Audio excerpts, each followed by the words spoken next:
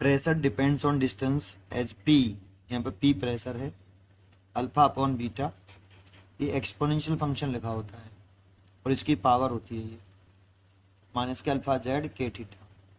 Alpha और beta are constant term and z is a distance and k is Boltzmann constant and theta is temperature, dimension of beta. ठीक, देखो आज ऐसे question को कैसे करते हैं। पहले इस क्वेश्चन का कंसेप्ट बताता हूँ आपको क्या है। देखो, एक होता है एक्सपोनेंशियल फंक्शन, ई की पावर कुछ भी ऐसे, इसको बोलते हैं हम एक्सपोनेंशियल फंक्शन पूरे को। तो जो एक्सपोनेंशियल फंक्शन होते हैं वो पूरा की पूरा डायमेंशन लेस होता है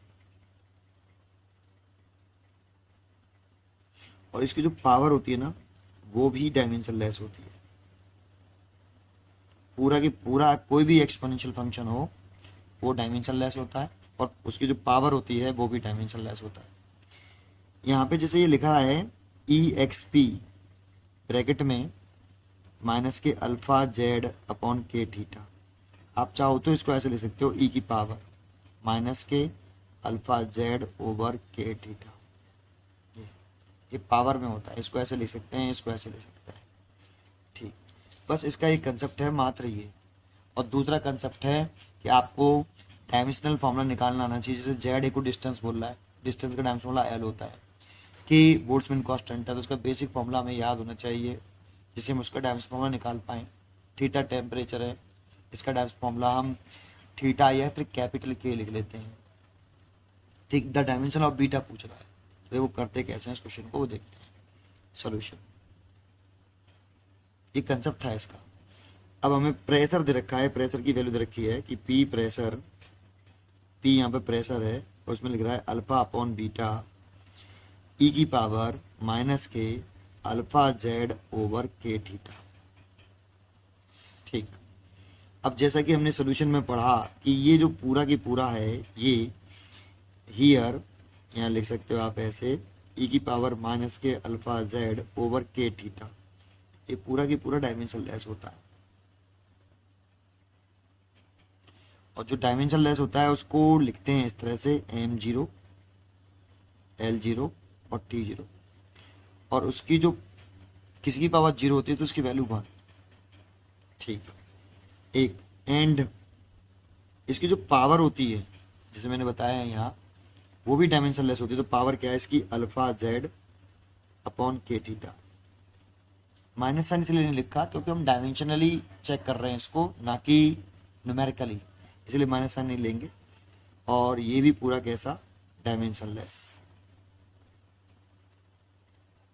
और आप यहाँ से अल्फा की डायमेंशन निकाल सकते हो। पूछी तो बीटा की है बट पहले अल्फा की निकालनी पड़ेगी, तो पहले आप अल्फा की डायमेंशन निकालिए। कैसे निकालेंगे, तो alpha is equal to dimensionless की जगह पे अभी चलो ऐसे लिख देते हैं dimensionless over alpha Z, sorry केवल जेड, और इधर आ जाएगा मल्टीप्लाइड में के थीटा।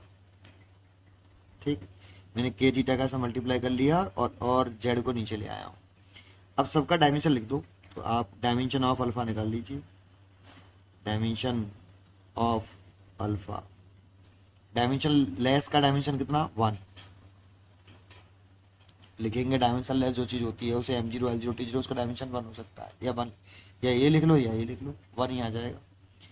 के बोल्ट्जमैन कांस्टेंट है, तो आपको देखो मैं यहाँ पर एक इस जगह पर एक मैं रफ बना रहा हूँ ये। अब आपको बोल्ट्जमैन का कांस्टेंट का फॉर्मूला पता होना चाहिए। तो देखो kinetic energy is equal to होता है 3/2 kT, यहाँ ये तो काइनेटिक एनर्जी है, के बोल्ट्जमैन कांस्टेंट है और टी टेम्परेचर है। तो यहाँ से अगर मैं बोल्ट्जमैन कांस्टेंट का फॉर्मूला निकालूं तो 2/3 ई के ओवर टी। अब 2/3 तो नंबर है, all numbers are dimensionless, so इसका डायमेंशन तो हो गया भाई 1, इसका डायमेंशन हो गया m0 l0 t0 इसकी वैल्यू 1। ई के काइनेटिक एनर्जी है, काइनेटिक एनर्जी का डायमेंशन फॉर्मूला वर्क के बराबर होता है। वर्क का याद होना चाहिए आपको बेटा, डायरेक्टली निकाल भी सकते हैं लेकिन डायरेक्टली याद होना चाहिए, ml² t1/2। और टेम्परेचर का या तो के लिखो या थीटा, मैं थीटा लिख देता हूँ थीटा। तो यहाँ से बोल्ट्जमैन कांस्टेंट का डायमेंशन फॉर्मूला निकल के आएगा M L square T minus के 2 और थीटा माइनस 1। ये देखो, और यहाँ आप बोल्ट्जमैन कांस्टेंट की जगह पर के की जगह पे डायमेंशन तो निकालना है अल्फा की, तो डायमेंशन पुट कर दीजिए कितना, एम एल स्क्वायर, यहाँ से जो हमने निकाला है उसको इसको लिख रहे हैं, इसको M L square T minus के 2 एंड थीटा माइनस 1। ये एक का हो गया। थीटा, थीटा क्या है यहाँ पे, थीटा इज टेम्परेचर, और थीटा टेम्परेचर, तो थीटा का डायमेंशन फॉर्मूला थीटा ही होता है, ठीक। और जेड क्या है बेटा, जेड का नेम पे ध्यान दो, जेड क्या है यहाँ पे, डिस्टेंस, और डिस्टेंस का डायमेंशन फॉर्मूला होता है एल, तो इसका एल ही लिखते हैं। तो सॉल्व कर लें इसको, एम तो एक ही एम हो गया, इस एल से ये वाला एक एल कट गया, तो एक एल फिर भी बचा, और ये माइनस का 1 है, ये प्लस का 1 है, ये theta minus 1 multiplied by theta cut के एक आ जाएगा, तो इसके लिए बचा केवल माइनस के 2। ये देखो एम एल टी माइनस के 2, तो अल्फा का डायमेंशन हो गया एम एल टी माइनस के 2, बट बीट पूछा बीटा का, तो नाउ अब पूरे फॉर्मूले को लिख लो। प्रेशर इज इक्वल टू क्या था, अल्फा अपॉन बीटा ई की power minus alpha Z over के थीटा। देखो ये पूरा फॉर्मूला हमने जो दे रखा था, P alpha by beta experimental minus alpha Z by के थीटा, इसको आप पूरे को कॉपी कर लो। अब बताओ यहाँ पे ये पूरा टर्म कैसा है, ये पूरा टर्म डायमेंशन लेस है। अभी मैंने आपको बताया कि पूरा की पूरा टर्म भी कैसा होता है, डायमेंशन लेस। अगर ये पूरा टर्म डायमेंशन लेस हो तो सबका डायमेंशन लिख दो, तो पी प्रेशर है, तो प्रेशर का फॉर्मूला क्या होता है, प्रेशर का बेसिक फॉर्मूला अब आपको पता होना चाहिए, ये भी रफ है। प्रेशर इज इक्वल टू होता है फोर्स अपॉन एरिया, तो फोर्स का डायमेंशन फॉर्मूला होता है एम एल टी माइनस के 2, और एरिया का होता है एल स्क्वायर। तो एक एल से एक एल कट गया, तो प्रेशर का आया एम एल, ऊपर जाएंगे तो -1 और टी माइनस के 2। तो प्रेशर का डायमेंशन फॉर्मूला लिख लीजिए आप यहाँ, एम एल -1 टी माइनस के 2। सबसे पहले आपको डायमेंशन फॉर्मूला निकालने पर कंट्रोल होना चाहिए, ठीक। अल्फा का मैंने निकाला है, अल्फा का लिखो बेटा, अल्फा का मैंने निकाला है ये रहा, ये रहा, देखो ये रहा अल्फा का, ये रहा।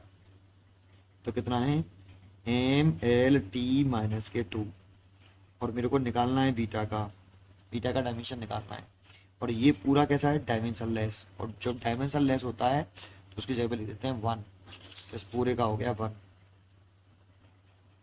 अब सॉल्व कर लो बीटा के लिए, तो बीटा के लिए सॉल्व करें तो बीटा को यहाँ ले आओ, इसको यहाँ ले आओ, beta is equal to M L T minus के 2 और divide by M L -1 T minus के 2।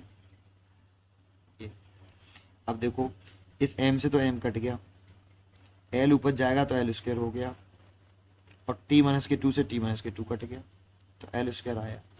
इसलिए इसकी चॉइस देखते हैं। फर्स्ट चॉइस है m0 l0 t0, तो ये तो पॉसिबल नहीं है, l स्क्वायर आ रहा है हमारा, तो ये भी नहीं है।